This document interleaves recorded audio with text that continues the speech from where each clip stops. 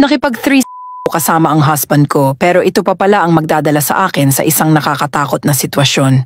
Hello Ma'am Rocky, kamusta po? Nais ko lang din magbahagi sa inyo ng sarili kung karanasan kung saan yung inakala kong solusyon sa problema naming mag-asawa ay magiging isang bangungot pala. Hindi ako magaling magkwento pero susubukan kung maging maayos ito nang sa ganoon ay maintindihan nyo.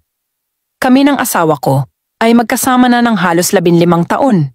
Maganda ang sex namin pero nagsisimula na itong maging boring kaya nag-usap kami kung paano ito mapapainit ulit.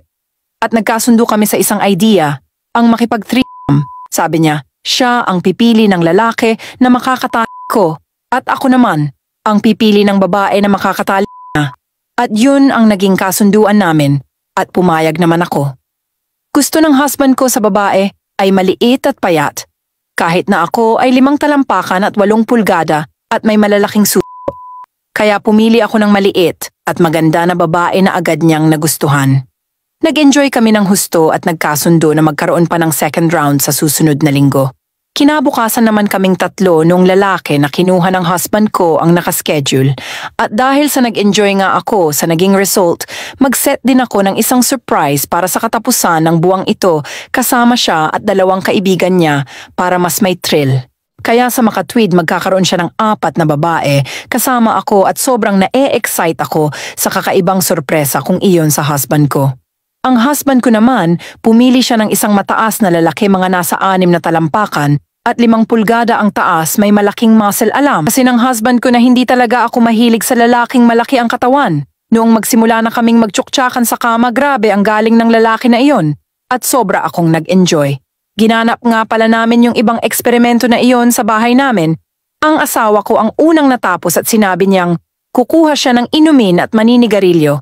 Habang kaming 2 noong lalaki nagpatuloy sa ginagawa namin, pagkalipas ng mga 20 minuto, napagtanto ko na hindi pa bumabalik ang asawa ko. Pumunta ako sa baba at wala na ang kanyang kotse. Sinundan ako noong binayaran namin na lalaki pababa at tinanong kung nasaan ang asawa ko. Sinabi ko na hindi ko alam.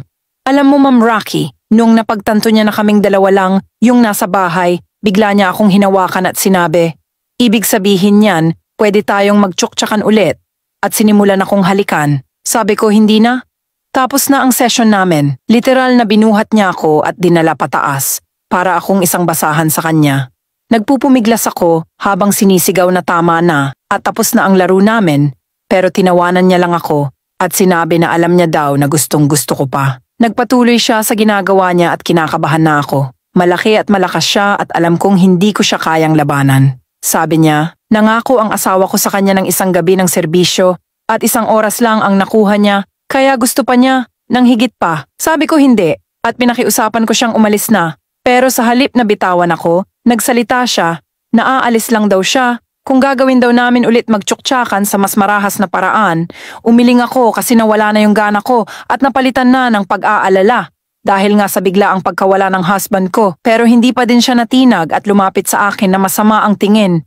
Nagkatitigan muna kami at sa huli pumayag na din ako sa gusto niya para lang umalis na siya.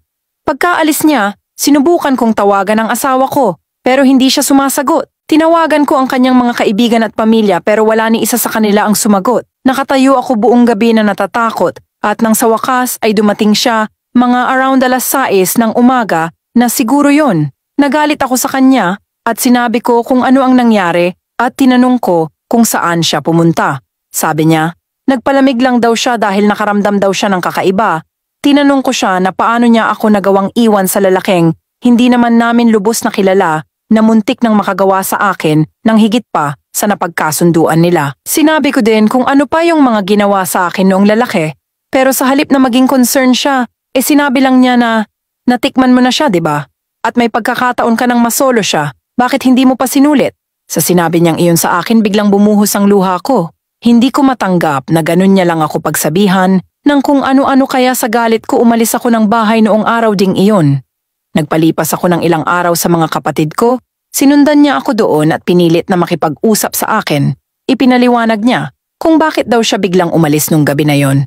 Sabi niya na insecure daw siya doon sa babaeng nakatreat namin. Kasi noong time daw na lumabas ako ng kwarto para maghanda ng inumin at para maglinis na din ng katawan ko, nakita daw niya kung paano ko daw asikasuhin yung babae Nakaramdam daw siya ng insecurities.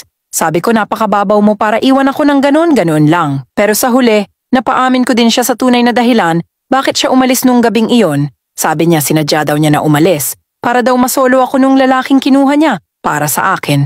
Umaasa daw kasi siya na baka sakali bumalik yung gana ko sa kama at pagiging wild at isa yun sa napagkasunduan nila noong lalaki. Mahirap tanggapin yung mga nalaman ko sa totoo lang. Sinakyan ko yung trip niya kasi concerned din naman ako sa pagsasama namin. Pero nang dahil doon, muntik na akong mapahamak. 1 linggo na ang nakalipas pero hindi pa rin matanggap ng husband ko yung pagkakamali na nagawa na iniwan niya ako sa delikadong sitwasyon. Sabi ko sa kanya, gusto kong tumawag ng pulis pero sinabi niya, hindi makakatulong yon dahil hindi ko daw pwedeng ipapulis yung lalaking iyon.